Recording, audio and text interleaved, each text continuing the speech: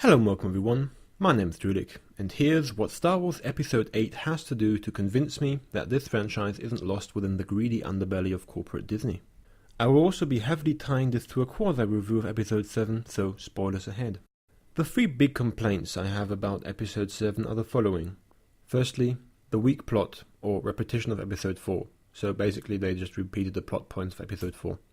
Secondly, the weak characters and OP-ness of Rey. Thirdly, the lack of emotional weight in the story. I think it's fair that Disney went the safe route with Episode 7, and I still like it as a movie. If you try too many new things, fans may have a bad taste in their mouth, especially after the prequels happened. So after more than a decade, you relaunched the biggest franchise to ever exist, and as I said, it's only fair that you don't kill your cow in the very first movie. Personally, however, I would have wished for a greater vision in the movie. Just knowing that a corporate marketing entity has devoured my favourite franchise and is keeping it hostage to only make fair movies to not offend anybody and cash out is somewhat disturbing. Episode 7 is at best solid and at worst embarrassingly average. I say that so harshly because even though it is objectively a well-made movie, it is held up against the god standard of the original trilogy, which is no easy feat by the way, as these movies hold up even today after more than 40 years. Yes, even having removed all nostalgia glasses, they still convey a very well-told, simple story in a complicated and fantastic, yet believable setting. The amount of setup A New Hope effortlessly presents to the viewer is astounding. If you happen to rewatch it anytime soon, try to look at it as if you know nothing about the Star Wars universe, and you will be amazed at how well this movie informs you about all of the necessary details. Every single scene has purpose and doesn't linger on for too long, so you never get bored. The story constantly moves forward, and the hit franchise was born effectively on the back of just one movie. Honouring its legacy, Episode 7 copies its main story beats, yet lacks key features such as emotional weight and a believable conflicted protagonist. In Force Awakens, events happen in a linear sequence, one after the other, giving very little time to actually develop any of the characters. The only arc I enjoyed was Finn's, since Rey is a static character and has little to no background story, other than hardship and emotional pathology, and other characters weren't fleshed out enough to even have an arc. Watching this movie only makes sense when in context of every other Star Wars movie made until then, because nothing is established in it, very little background information is given on the Force, or the whereabouts or where have been abouts of the original trilogy characters. Now, the argument is, well, it's not their story, it's the new character's story. Well, screw me then, I would love to have an actual story about the new characters. Where is it? It's not in Episode 7. The movie culminates in a giant spectacle after flip-flopping for a good third of it about who saves whom. There's no emotional weight, no stakes, other than that the rebel base may be wiped out, and that 5 planets have been destroyed that we see for 0.005 seconds and know nothing about. I frankly didn't even care if Rey had died in the end or not. So unlikable that they make her. Now, unlike many other critics, I don't think that the actors are hacks or that they have no chemistry. Quite the opposite. I think it actually somewhat saved the movie. Daisy Ridley and John Boyega have such incredible synergy and charisma that they saved their dubious self-centered characters. Again, Finn gets a pass since it's part of his arc that he has to overcome his selfishness and fear. Rey, however, does nothing, doesn't like to be touched or helped, can do anything and everything by herself and has insider knowledge of the Force. The reason why the original trilogy is so good is because Luke sucks complete ass for 2 out of the 3 movies, and you can see him grow and learn and earn his place in the galaxy. Rey comes with a multitude of pathologies and emotional baggage, but it doesn't matter, since she's so strong she can just overcome them with pure skill. Part of the hero's journey in classic storytelling is to be matched up against insurmountable odds, to recognize one's own flaws, only to later overcome them and then overcome the previously impossible, through hard work and pureness of heart and strength of character. What you don't do is minorly inconvenience your protagonist and have them casually escape implied death without ever reaching the lowest point.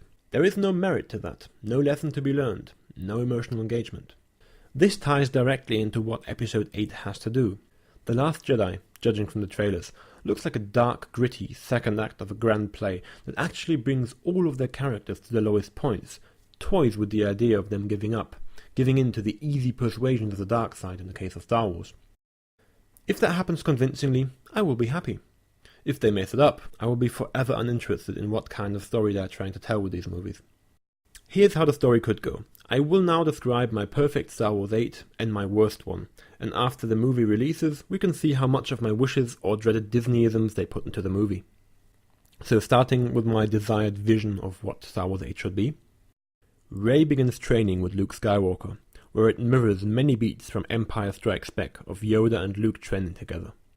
However, Luke has adopted a way darker and less dogmatic view of the Force, and attempts to show her all of its facets, not forbidding her to use emotion and passion, for it would only limit her use of the Force. Maybe he's a cynic, or maybe he has even become a dark side user. It doesn't really matter for the context of the movie. The main point is that somewhere during the training, Rey loses herself in the Force, and driven by visions, she aimlessly and with unfinished training stumbles towards the front lines of an emerging war between the First Order and rebel cells as well as the remainder of the Republic. After heavy losses occur on both sides, Finn learns how to be a soldier and fight for a just cause, overcoming his fear and selflessly sacrificing in battles across the galaxy while trying to contain as much of the warfare as possible and sparing civilians. However, many wars are unhappy with the intervention and would rather be governed under the stability of the First Order, as they still remember the prosperous times under the old Empire. Finn, although heroic, is not at all treated like a hero, but instead as a harbinger of war and destruction. He questions his alignment and is once more tempted to run away from all of the chaos. As you can see, it is an intelligent way to utilize his character trait that was established in Episode 7 and is a still ongoing struggle. Rey, now caught up between the front lines, goes on a destructive rampage against the First Order, losing herself ever more to the dark side, driven by anger and vengeance, fueled by hate for Kylo Ren, who killed Han Solo, a character that she only briefly interacted with, but was the closest to a father she had. When facing Snoke, she's struck down by his sheer power, and completely disoriented and disillusioned, she realizes that her powers mean nothing, now that she has faced real power. A Force wielder that has shaped the Force into a weapon so powerful that his every bidding is a knife's edge in the heart of his enemies, twisting with deliberation and willfulness. Witnessing this, she sees how childish it was of her to attempt to impact this ever-changing galaxy with her imprint, with no clear vision of the future or sufficient knowledge of the present. She turns to Kylo for him to show her place in all of this. She's utterly lost, as if beyond redemption. She becomes even more unlikable in this movie, but if characterized correctly, we can sympathize with her, as now she is showing real flaw and real human emotion. So even if we can't yet look up to her, that's for Episode 9, we can at least pity her in her pain. Kylo is still a confused emo, but during the movie he is shaped ever more clearly as someone who's unfit to remain on the dark side and will eventually turn or sacrifice himself somewhere later in 9 or something. Now to how it would absolutely suck and would literally ruin Star Wars. Luke Skywalker is pure evil and tries to turn Rey into a dark side minion. He apparently didn't take too well to his former apprentice turning, and by himself in his exile and plagued by guilt, he just said, "Screw it, I'm evil now." Of course Rey sees that he's no good, and defeats him with one swift laser sword strike. He then disappears from his robes a la Kenobi and is never seen again. Rip Mark Hamill. Uncorrupted, she single-handedly saves the rebels 2 times in completely meaningless fights that are nonetheless visually stunning, and continues to fight the First Order with the rebels, who, by the way, operate completely alone as a ragtag group of loudmouth mercenaries. Finn wakes up and clutches his heart, his first question, "Is Poe okay?" After being greeted by the loving eyes of his dear friend Poe, both of them ride an X-Wing to fight the bad guys. They are tasked with finding the magic MacGuffin, which will immediately win the war, and find Snoke, as well as punish Kylo for being a bad boy. As they search for it on a remote ice planet, a desert planet, a jungle planet, and a water planet, all the while brofisting each other, they finally get to the true location, with the almighty Allspark Cube.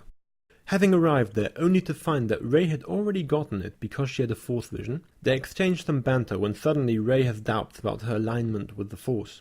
She is haunted by her traumatic childhood, and after defeating Kylo Ren with ease, who also just conveniently appeared, but not killing him, she breaks down and asks him to show her her place in this galaxy. He happily obliges and brings her before Snoke, where it is revealed that it was all just an elaborate ruse of hers to Trojan horse herself into the heart of the First Order and gravely wound Snoke. She couldn't kill him because the spaceship conveniently broke apart between them because Poe flew into the core and blew it up, Finn sitting in the astromech droid position behind the cockpit, yelling "Booyah" whenever they happened to kill a particularly clutch TIE fighter pilot. In episode 9, then Kylo Ren kills Snoke himself, while Rey sits in the back nodding, saying, "Told you, the light side is cooler." Now, do I expect any of these two extremes to actually happen? No, not really. They are neither storytelling geniuses nor complete retards, so it will probably be something in between. And by the way, sorry to any actual retards in my audience, it's not a funny joke to be compared to people as talentless as Disney screenwriters. I just wanted to post this before the release, because I have made so many informed predictions and I can't wait for the post-episode 8 I told you so. Because now that we have seen the direction that Disney is going with the Star Wars franchise, we can either hope that they will turn it around, go out of their comfort zone, and actually create a compelling story, or just make a $300 million movie akin to something I have written in about 10 minutes of brainstorming the most ridiculous thing I could come up with, that yet is somehow vaguely possible given massive incompetence. So there you've heard how to save episode 8. Actually introduce emotional stakes, make Rey a heavily flawed character in this story segment, and deepen Finn's conflict with the chaos of war.